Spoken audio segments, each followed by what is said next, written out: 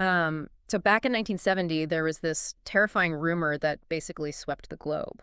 Oh, yeah, the Brussels thing. Right. It started as a whisper and then just quickly morphed into this massive international panic. People literally thought there was a giant, all-knowing supercomputer sitting in Brussels, Belgium. Which is just, it's wild to think about now. Exactly. And the rumor was that it was tracking the financial transactions of, every single person on Earth, getting ready to assign every human being a permanent, unremovable barcode. Right, right. And they called this computer the Beast. But the absolute wildest part of this entire story, that late 20th century panic over a Belgian IT system, was actually born from a 2,000-year-old math puzzle. A puzzle meant to secretly mock an ancient Roman emperor, no less? Exactly. It's really a stunning example of how ancient symbols mutate over time, you know? The beast is one of those cultural touchstones that almost everyone recognizes, Oh, for sure. but almost no one actually understands it. It's been completely divorced from its original historical context. Yeah. And getting that context back is basically our mission today.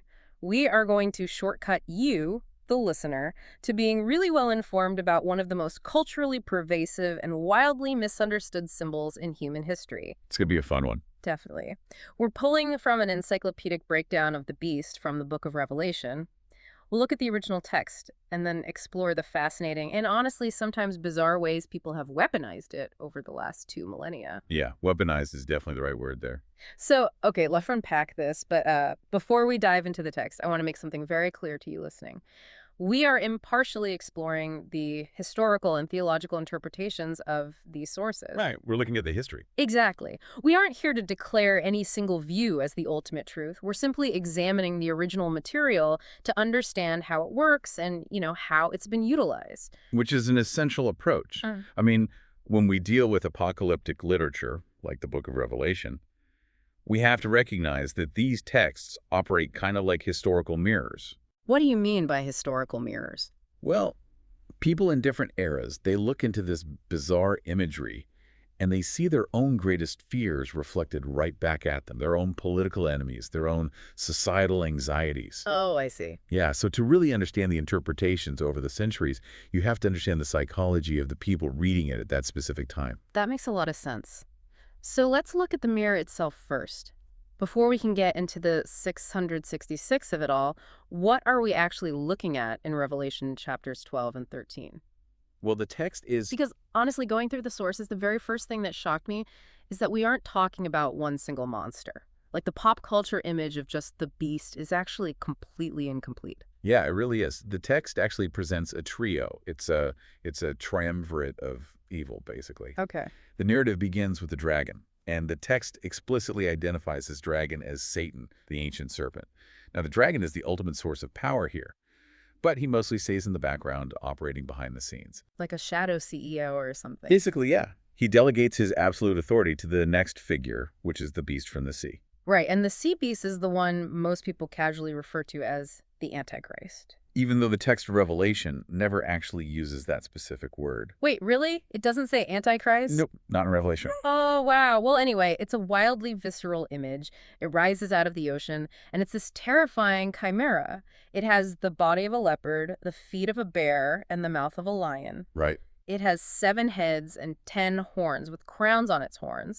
And crucially, the text notes that one of its heads has a fatal wound that has been miraculously healed. Yes, that detail is incredibly important later on. And this miraculous recovery bewilders the whole world, right? It causes humanity to worship it. It rules for exactly 42 months, demanding absolute allegiance and making war on the saints. And then you have the third figure in the trio, the beast from the earth, Okay, the Earth Beast. which is later referred to as the false prophet. Now, at first glance, it seems a little less intimidating. He just has 2 horns like a lamb. But the text says it speaks like a dragon. Exactly. Its entire function is essentially to be the public relations machine for the sea beast. It performs these massive signs and wonders like calling fire down from heaven just to convince humanity to build an image of the sea beast and worship it. So it's the ultimate hype man. Pretty much. And, most famously, this earth beast is the one that sets up the economic system. It forces everyone, rich and poor, to receive a mark on their right hand or their forehead in order to buy or sell anything. Man, looking at how these three interact, it's basically a twisted, dark, cinematic universe, or like an unholy anti-trinity. That's a great way to put it. You've got the dragon acting as the Dark Father, the sea beast with its miraculously healed fatal wound mimicking a resurrection, and the earth beast acting like a dark spirit whose only job is pointing everyone toward the sea beast. It's a complete parody of the divine. But I have to ask about the specific anatomy here. The leopard, the bear, the lion. Why those specific animals? Yeah. I mean, is this just ancient drug-induced surrealism, or is it a very deliberate political cartoon for the first century? What's fascinating here is that it is absolutely deliberate. A first-century audience who was versed in Hebrew scriptures, they would have caught the reference instantly. Oh, really? Yeah, it's a direct callback to the Old Testament book of Daniel, chapter 7. Okay, what happens in Daniel? In Daniel's vision, he sees 4 separate beasts coming out of the sea. A lion, a bear, a leopard, and a terrifying 4th beast with 10 horns. Oh, wow. Those exact animals. Those exact animals. And Daniel explicitly explains the mechanics of his vision. These animals represent successive earthly empires that subjugate God's people. Okay. Historically, scholars map Daniel's line to Babylon, the bear to Medo-Persia, and the leopard to Alexander the Great's Greek Empire. Oh, I see. So John, the author of Revelation, isn't just pulling scary monsters out of thin air. Not at all. He's taking the well-known symbols of historical oppressive empires from Daniel and literally fusing them together into one ultimate composite Voltron of a super beast. That is exactly what he's doing. By giving the sea beast the mouth of Babylon, the feet of Medo-Persia, and the body of Greece, John is signaling something huge. Get the signal. He's saying that whatever this new beast represents, it is the horrifying culmination of all worldly, imperial, oppressive powers just rolled into one massive threat. Okay, if we follow that logic, that this is a coded political cartoon about earthly empires, it means the original first-century audience must have known exactly who they were looking at. They absolutely did. Which brings us to the first major school of interpretation in our sources, which is preterism. This is the view that when John wrote this, he wasn't looking thousands of years into the future. Right. He was writing about events happening in his present day, events that are ancient history to us. Correct. The preterist view argues that the sea beast is a heavily coded critique of the Roman Empire, and more specifically, the Emperor Nero. Okay, Nero, how do they get there? Well, the text gives us clues. It says the beast's 7 heads are 7 mountains and 7 kings. In the ancient world, Rome was universally known as the city on 7 hills. Right. And if you count the Roman emperors, starting from Julius or Augustus, Nero fits the timeline perfectly as the 6th king, the one reigning during the earliest, most intense persecution of the Christian church. Okay, but what about that specific detail of the fatal head wound that gets miraculously healed? How does that fit Nero? There are 2 main historical mechanisms at play there. First, Rome went through massive systemic destabilization after Nero committed suicide in AD 68. Wait, how did he die? He stabbed himself in the throat. So literally a fatal wound by a sword. Oh, wow. Right. Yeah. And after that, the empire plunged into the year of the 4 emperors, which was this brutal, chaotic civil war. To the rest of the world, it looked like the Roman beast was dead. But it wasn't. No. Vespasian took control, established a new dynasty, and the empire miraculously recovered its iron grip. The beast came back to life. That's fascinating. And you said there was a second mechanism. Yes, the second angle is a widespread myth of the era called the Nero Redivivus legend. Redivivus. Basically, Nero reborn. Many people firmly believed Nero didn't actually die. They thought he faked his death, fled east to Parthia, and was going to return with a massive army to retake Rome. That sounds terrifying for the early church. Exactly. John is likely playing on that very real cultural terror. That makes a lot of sense. And earlier we mentioned the beast rules and makes war for exactly 42 months. Yes. If I do the math on Nero's reign weight. The Roman historian Tacitus documents that Nero's horrific scapegoating and persecution of Christians started right after the Great Fire of Rome in AD 64. Right. And he had them wrapped in animal hides and torn by dogs or burned as human torches in his gardens. It was awful. But that started in AD 64, and Nero died in June of AD 68. Do the math. AD 64 to the summer of 68 is exactly 3.5 years, 42 months. It perfectly aligns. The historical footprint matches the apocalyptic imagery seamlessly. Which brings us to the elephant in the room, the famous number, 666. If the beast is literally Emperor Nero, how does that number fit? Well, you have to look at how numbers worked back then. Right, in the ancient world, they didn't have separate numbers like we do today, so they are doing math with the alphabet. Let me guess, if you spell Nero's name, the sum of those letters gives us our number. Precisely. It's an ancient practice called gematria, where every letter has a numerical value. Okay. And the author of Revelation literally commands the reader, he says, calculate the number of the beast, for the number is that of a man. So it's an outright math problem. Yes, if you take Nero's formal Greek title, Neron Caesar, and transliterate it into Hebrew characters, which a first-century Jewish Christian audience would naturally do to hide the code from Roman authorities, you get the letters Nun, Resh, Vav, Nun, Quaf, Samek, Resh. And if you add those specific Hebrew values together, let me check the notes, 5206, 5100, 6200, you get exactly 666. You do. It's a perfect match. But hold on, I have to push back here. Because there was a detail in the sources that completely threw a wrench in this for me. Okay, what was it? Here's where it gets really interesting.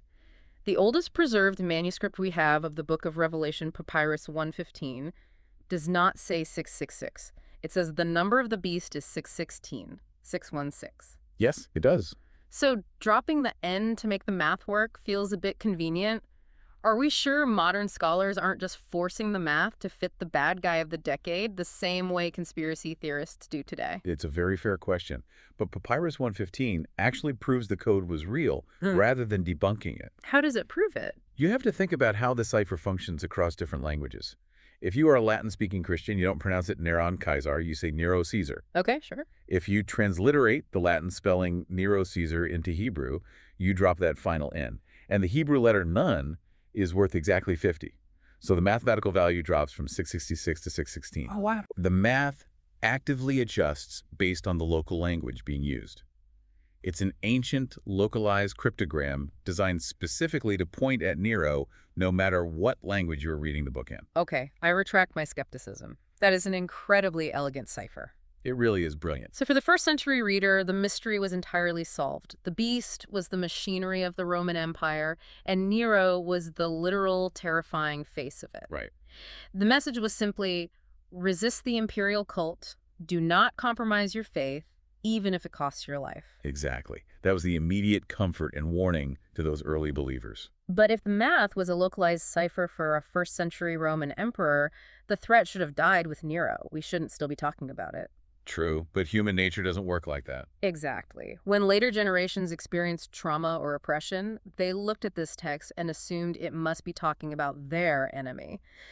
Which brings us to the historicist interpretation. History essentially becomes a Rorschach test, and people continuously recycle the beast to target whoever they are fighting against right now. Because there is a deep psychological mechanism at play here.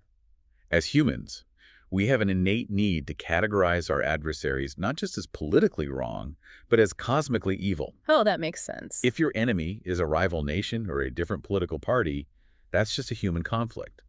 But if you can successfully map the symbolism of the beast onto your enemy, you elevate the conflict. It becomes a holy war. Yes. You are now fighting a holy war. You are definitively on the side of the angels, and any action against the enemy is justified. It is the ultimate psychological tool for delegitimizing the opposition. And the sources show this happening constantly. Like the Protestant reformers, Martin Luther, John Calvin, they didn't see the beast as an ancient Roman emperor at all. No, they didn't. They viewed the beast and the false prophet as the papacy in Rome. They saw the political and religious dominance of the Catholic Church as the ultimate fulfillment of the prophecy. And they even had their own math for it. They did. Building on this historicist view, later groups like the Seventh-day Adventists popularized the calculation using a purported Latin title for the Pope. Right, Vicarius Filii Dei. Exactly, which translates to Vice-Regent of the Son of God. If you take only the letters in that title that correspond to Roman numerals, V is 5, I is 1, C is 100, L is 50, D is 500, and you add them all up. It comes out to 666. Perfectly. Though, I mean, our Catholic sources, like the apologist Jimmy Akin, are very quick to point out that Vicarius Filii Dei is not and never has been an official title of the Pope. Right. It's not historically accurate to call it a papal title. But that didn't stop the calculation from becoming incredibly influential anyway. The symbol is just so adaptable. Medieval Christians frequently identified the beast with the rise of Islam. Some Protestant groups linked the Earth Beast, the one with lamb horns that speaks like a dragon to the United States, arguing it looked innocent like a lamb, but acted with the imperial tower of a dragon. The elasticity of this symbol is truly remarkable. It is. But I want to dig into why it's so elastic. There was an example in the notes about the New Deal era in America. In the 1930s, some evangelical ministers were aggressively preaching that labor unions, specifically the CIO, were the sign of the beast. Yes, the union anxiety. Now, to me, today, a labor union negotiating for weekend breaks seems miles away from a seven-headed sea monster. How does that psychological leap happen? Well, you have to look at the societal anxiety of the 1930s. Rapid industrialization and the massive expansion of government power during the New Deal made many rural religious Americans feel profoundly out of control. Like things were moving too fast. Right. They felt they were losing their individuality to a massive secular machine. And the unions required membership dues and a union card to work in certain industries. Oh, I see where this is going. Yeah. To a nervous minister looking through the lens of Revelation, the idea that you could not buy or sell your labor without this specific secular market, it felt terrifyingly identical to the economic coercion of the beast. They were projecting their economic anxiety onto the text. Precisely. Which makes you incredibly susceptible to misinformation. And that finally brings us back to the hook of our discussion. The absolute strangest theory in the entire stack of sources, the Beast of Brussels. Ah, yes. I mean, how does an ancient biblical prophecy mutate into a Belgian supercomputer? The mechanics of this are hilarious, but also a pretty sobering look at how information cascades. The Beast of Brussels was a pure urban legend. That's totally made up. Completely. It originated in 1970 as a marketing campaign for a Christian fiction novel and movie called The Rapture. Okay. The author, Joe Musser, mocked up several fake newspaper clippings to use as promotional material. These fictional ads claimed a giant three-story supercomputer in Belgium was preparing to track the global population. So it was just a viral marketing campaign before the internet existed. People saw these fake newspapers, lacked the context that it was an ad for a movie, and just absorbed it as literal, terrifying news. Precisely. Other newsletters and magazines picked up the fake clippings and reported them as fact. Before long, you had widespread, genuine panic that the Beast of Revelation was a literal mainframe sitting in Western Europe. That's incredible. It shows how easily fear, combined with a lack of source checking, allows a powerful symbol to spread misinformation. It's the 1970s version of sharing a fake news article on social media. It really is. So we've watched the beast evolve from a terrifying first-century Roman emperor to the Pope to labor unions to an accidental viral marketing campaign. But how do modern thinkers approach this today? Well, looking at the sources, there are two major camps left. Right, futurism and idealism. Futurism seems to be what most people are familiar with today. Yes, futurism is the dominant view in modern American evangelicalism. And it is driven by a specific theological framework called dispensationalism. Dispensational. Right, which became highly popular in the 19th and 20th centuries. Dispensationalism divides human history into distinct eras, or dispensations, and looks forward to a literal future 7-year period of tribulation. Okay, so they expect it to happen later. Exactly. So futurists read Revelation 13, and they do not see Nero, and they do not see a metaphor. They see a literal, physical Antichrist who will one day emerge to lead a revived Roman Empire-like some sort of future global coalition. Right. And they believe he will institute a literal, physical mark of the beast technology required for global commerce. Right. That's the view that inspires the entire Left Behind industry, the end-of-the-world novels, the movies, the constant speculation about microchips or barcodes. It is highly literal. Very literal. But the final major perspective in our sources, the idealist view, goes the exact opposite direction. They don't think the beast is a specific guy in the past, and they don't think it's a specific guy in the future. No, idealism approaches Revelation fundamentally as an allegory. In this view, the beast from the sea isn't a single person. It is a timeless symbol. Representing what? Representing any human system, state, or kingdom that sets itself up in opposition to God and demands absolute allegiance from its citizens. Oh, wow. Okay. So yes, it was the Roman Empire in the first century, but it's also modern totalitarianism. Yeah. It is extreme imperialism. It is exploitative commerce and materialism. So if the sea beast is the corrupt state, what is the earth beast, the PR machine, in this view? The Earth Beast represents the cultural, economic, and religious ideologies that convince people to blindly support that corrupt state. It's the propaganda wing. Got it. It is anything that convinces you to trade your moral compass in exchange for physical security or economic prosperity. Interesting. But how does an idealist explain the math? How does 666 fit if it's not a cipher for a specific name? Well, if we connect this to the bigger picture, idealists reject the gematria completely. Just throw the math out. Completely. They argue that numbers in apocalyptic literature are qualitative, not quantitative. They are highly symbolic. Okay, break that down for me. In biblical numerology, 7 is the number of divine completeness or perfection. Right. God creates the world in 7 days. The week is complete. Right. Therefore, the number 6 represents something that is incomplete. It strives for perfection, but fundamentally falls short. Oh, I see. So 666, 3 6s represents ultimate incompleteness.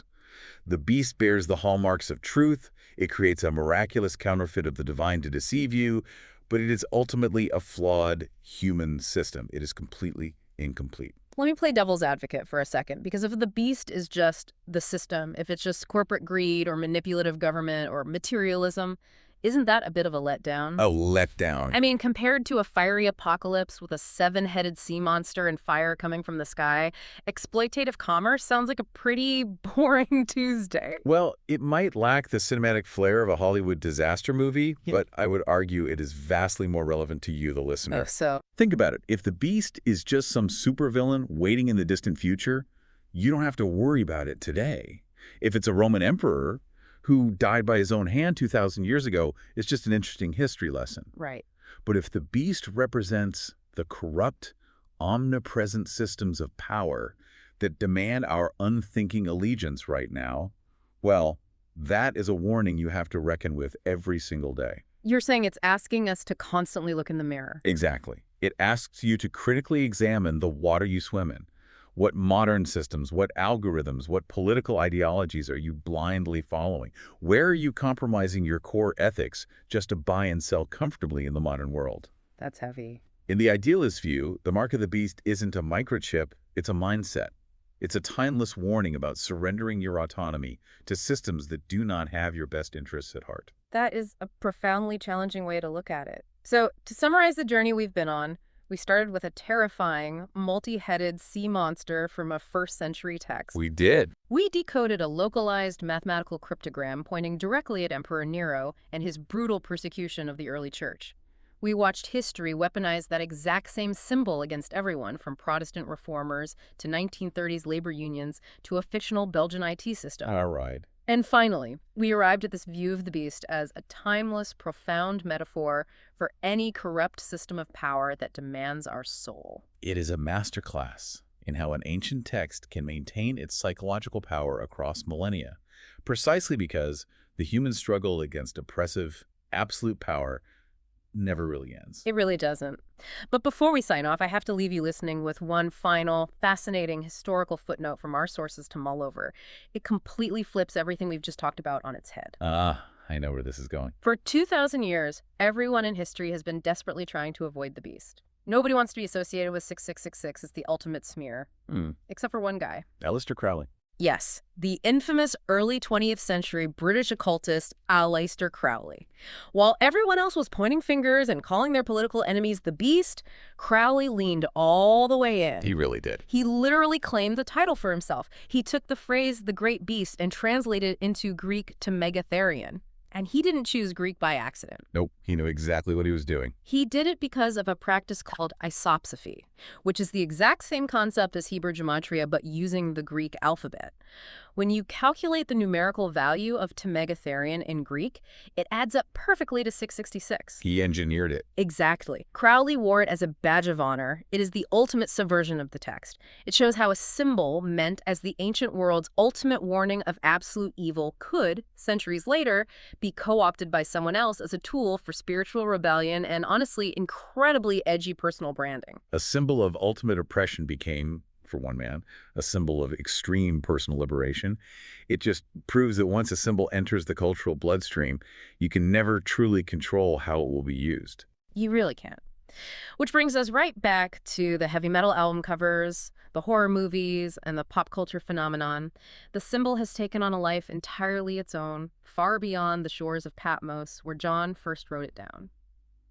Thank you for joining us on this deep dive. It's been great. Keep questioning the symbols around you, think critically about the systems of power you engage with every day, and maybe double-check your sources before you believe a viral panic about a Belgian supercomputer.